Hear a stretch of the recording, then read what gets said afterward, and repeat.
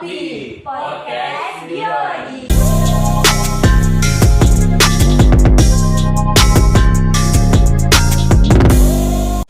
Hai, assalamualaikum. Welcome to Hobi Podcast Biologi.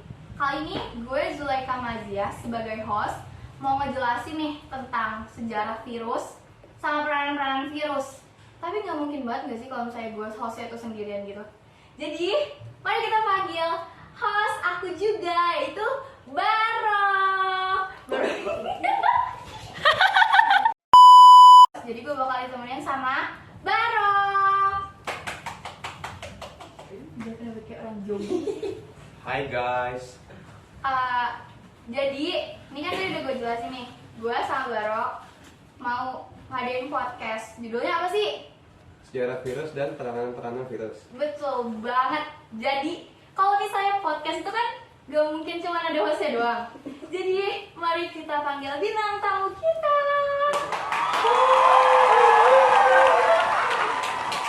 Ayo.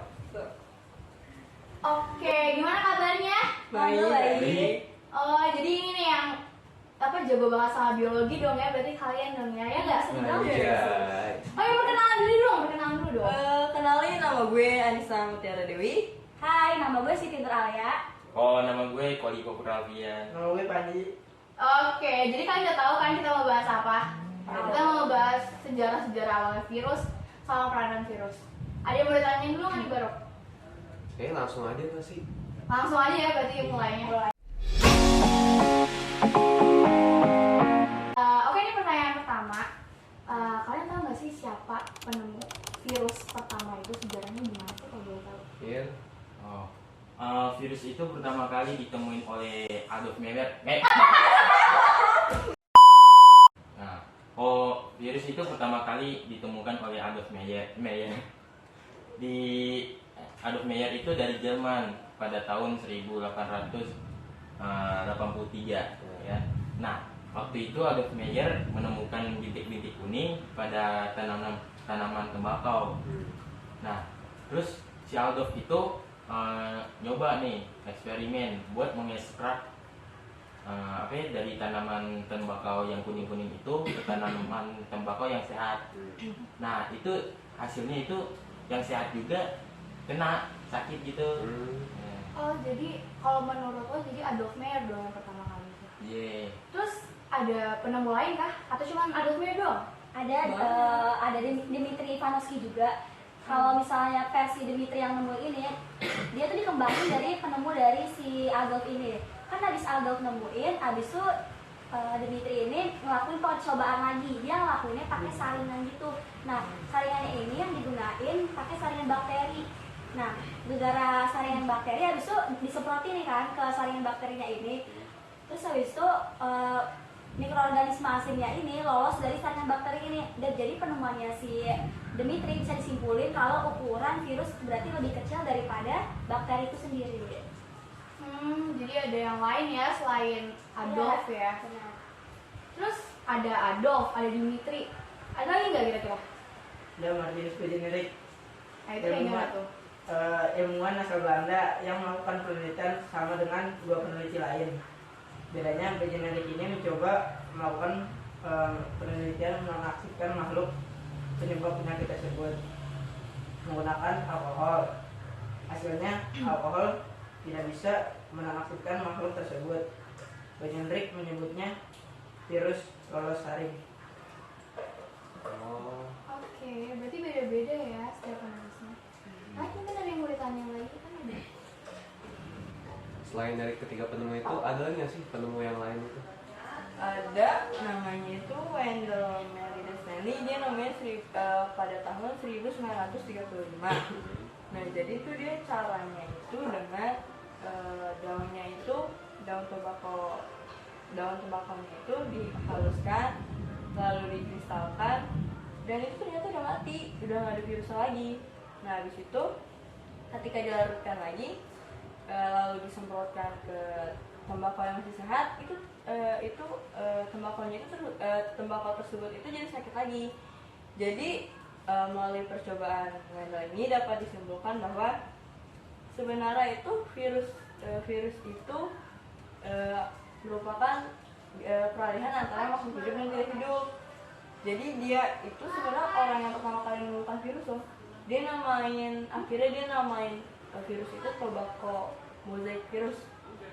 Penemu-penemu lain itu sebenarnya mereka baru menemukannya tuh kayak sebuah sel, sebuah bakteri. Wait. Kayaknya ada beda ini deh. Tapi katanya Khalifah tadi katanya Adolf. Ini sekarang Wendell. Nah, Gimana itu? kalau Adolf itu mereka nemuinnya tuh cuma sekedar sel atau bakteri patogen, sel asing gitu. Nah, kalau misalnya Wendell, dia akhirnya nemuin bahwa itu tuh bukan bakteri atau sel asing. Dia akhirnya menyimpulkan bahwa itu virus dan akhirnya dia yang namain gitu. Gimana Khalifah? Lo sebagai yang tadi bilang kalau Adolf itu pertama, Dulunya. setuju nggak nih kalau ternyata Wendell sebenarnya? Iya, setuju lah. Setuju ya, berarti bukan Adolf dong. Iya. Oke, berarti udah ada 4 penemu nih. Terus gue denger tuh pernah baca kalau misalnya di penemu Islam siapa barang namanya? Siapa masalah Ibnu Sina ya? Oh nah, itu gimana tuh Ibnu Sina? Iya, kalau Ibnu Sina ini dia tuh nemuinnya waktu itu tuh kan negara pas zaman dulu itu ada wabah yang yang terkenal banget, Black Death. Nah, beliau ini Ibnu Sina ini yang nemuin metode karantina, dan awalnya itu beliau ini nemuinnya mikroorganisme asing yang nyebarin ke seluruh dunia, yang menyebarnya cepat. Jadi beliau ini nemuinnya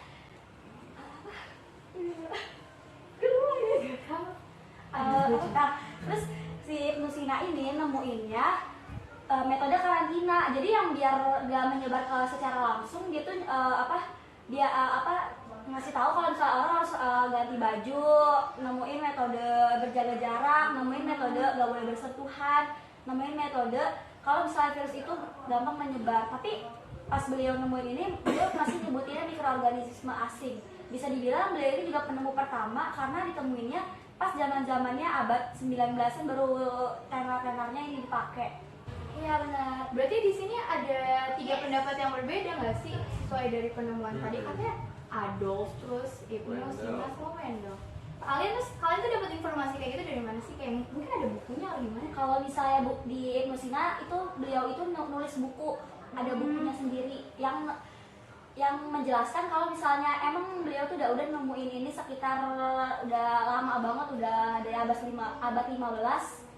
Oh jadi ada perjalanan hidupnya gitu ya? Iya, Yang udah kita ada percaya. buktinya juga, dan ini juga terkenal di Eropa, di dunia udah terkenal banget tuh. Berarti di sini yang ada buktinya cuma Ibnu Sina ya? Ya karena emang menurut gue sih Ibnu Sina tuh penemu pertama, walaupun beliau ini nggak nyebutin kalau misalnya virus secara ini tuh virus gitu, tapi tetap aja kan dia tuh yang namanya mikroorganisme asing yang dapat nyebar ke seluruh ini, dan akhirnya dipakai sama dokter-dokter zaman sekarang, terus berkembang dan ya berguna banget. Oke, berarti sejauh ini Ibnu Sina dong yang menang? Iya dong. Menang ya? Ada Iya, Enggak. Wendell dong. Aduh, berarti jadi belum fix banget nggak sih? Iya nggak? Apa Iya. sih? Penemu pertama belum fix banget gitu ya? Tapi Tapi kalian, menurut gue sih wah debat lagi nih. Tergantung ke pendapat masing-masing Iya. ya. Oke, jadi udah kejawab ya tentang sejarah-sejarah virus itu. Kalau misalnya buat dilihat-lihat tadi, jadi pemenang pertama yang nemuin virus tuh Ibnu Sina nggak sih? Enggak Salah. Ada Meyer banyak di Google. Wendell. Meyer banyak di Google. Wendell tuh yang namain kalau itu virus. Iya. Yang lain cuma sel asing. Udah. Kata Google ada Meyer. No. Udah. Daripada debat, mending lanjut aja nggak sih ke materi selanjutnya? Emang materi selanjutnya apa tuh? Peranan virus. Oke, kita lanjut ke peranan virus.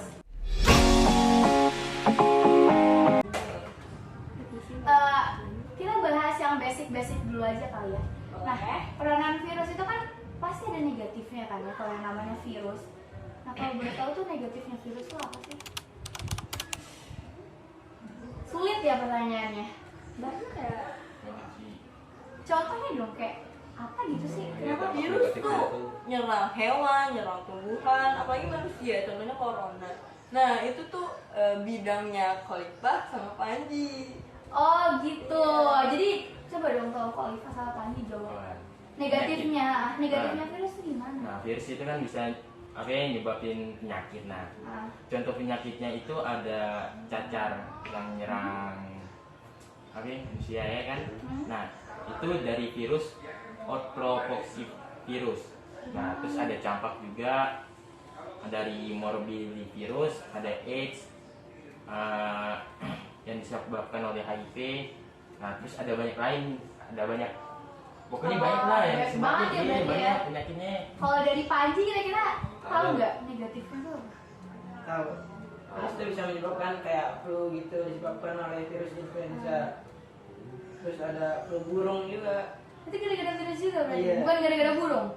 Bukan. Oh gitu. Burungnya kena virus. Oh, karena virus. Oke, Nah. berarti banyak ya. Kan sebenarnya virus tuh di mata orang-orang banyak tuh, nama virus tuh beralihnya tuh ke negatif ya. Nah sebenarnya ada nggak sih positifnya virus atau dampak positifnya virus itu? Gak mungkin ada nggak sih? Ada Ada sih. vaksin. Wah. Oh, vaksin kan dari virus. Virus kan jahat, masa bisa sih? Lo percaya kalau virus ada positifnya? Gimana? Kurang sih.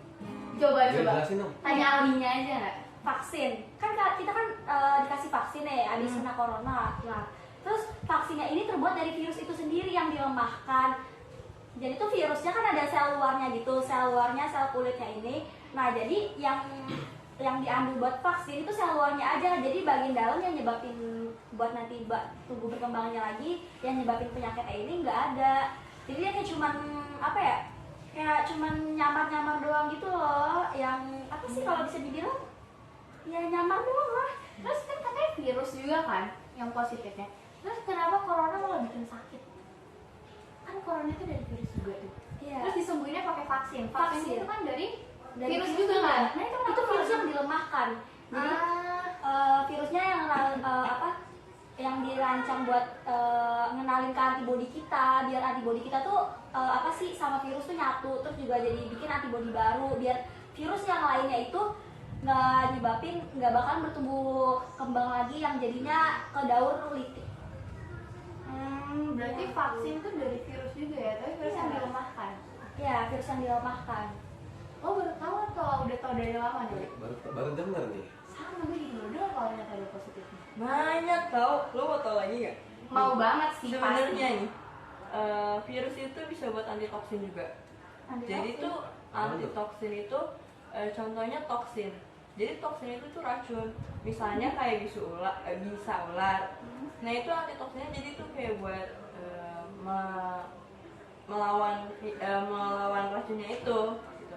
Nah itu prosesnya tuh proses antitoksin dibuat tuh dengan cara jadi tuh virusnya jadi menggabungkan DNA virus dengan gen yang bersifat menguntungkan, lalu DNA virus tersebut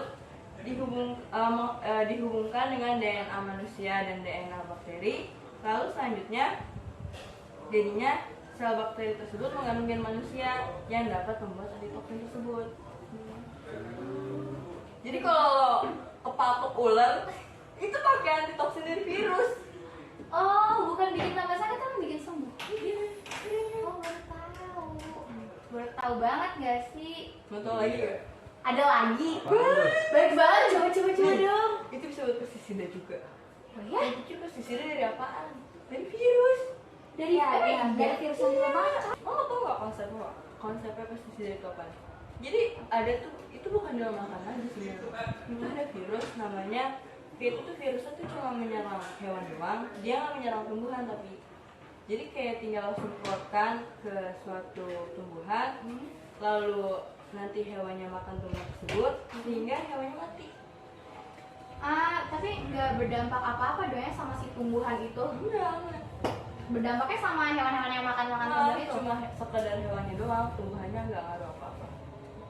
Oh, berarti nggak cuma di dalam bidang kedokteran aja dong ya? Di pertanian juga ada. Pertanian juga ada. Ada lagi yang mau ditanya tentang vaksin? Berarti kalau kita divaksin terus gitu, kita bisa jadi kebal gitu? Ya Iya gitu, sih. Lu kira kita bisa jadi Superman? Kan itu tergantung lagi sama imunitas tubuh kita. Yang kalau misalnya misalnya dikasih kan vaksin itu kan proses memasukkan bakteri atau virusnya ke tubuh kita dengan ngenalin sama antibodi kita. Nah kalau misalnya antibodinya kita nggak kuat buat itunya, ya bisa jadi buat masuk ke dalam virus gampang. Oh jadi semua tergantung sama antibody. Iya, makanya kita harus sehat-sehat Overdosis gak guys. sih? Overdosis itu overdosis Overdosis vaksin gara-gara gitu. vaksin. Gak ada nggak sih overdosis? Kan kalau misalnya vaksin kan dibuatnya kan sesuai dosisnya. Ya kalau misalnya orang Gak mungkin ada juga nggak sih orang yang mau di dokter gitu nyuruh kita vaksin gitu. Ini emang kadang-kadang bos gue aneh sih pertanyaannya. Emang iya lo gak diajarin sama Pak Kavi apa ya? Aduh. Nah, kan udah kejawab nih pertanyaan-pertanyaan tadi. Nah, udah cukup nggak sih, Le? Cukup banget itu pertanyaan, malah lebih dari kapasitas kita nggak sih, kita jadi tahu hal-hal baru. Iya. Yang contohnya ternyata virus tuh ada positifnya Ada juga. positifnya. Dah, jadi makasih banyak buat kalian yang udah mau mampir di Potb. Semoga kalian lebih mendalami tentang virus-virus. Berarti nanti mau masuknya IPA dong ya kalian? Enggak. Oh gitu. Jadi kalian cinta biologi nggak sih berarti? Enggak. Iya, aku cinta loh sama biologi. Kamu cinta, kalau kamu cinta? Gue cinta kalau paham doang, kalau enggak ya enggak. Kalau Panji lu cinta nggak sama biologi? Enggak.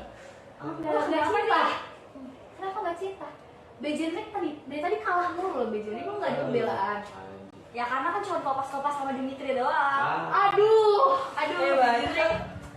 Wendel tuh paling dia yang pertama kali tahu bahwa sel asing itu adalah virus. Lo cuma sel asing bakteri. Tapi kata udah Google, dapat 15 ya. Albert Meyer. aduh. Kita nggak ikutan ya, kita Ah, udah deh. kita nggak tahu. Pokoknya Wendel gue nggak tahu. Albert Meyer lebih terkenal. udah. Udah. Kita cukup aja ya, cukup ya. Akhiri. Kita akhiri dengan slogan kita, biologi meneliti, mensyukuri, salam Konservasi. Yeay. apa virus virus ada lagi? Satu lagi apa? Oh ada lagi. Apaan tuh? Virus bisa buat jadi senjata biologi segala. Aduh,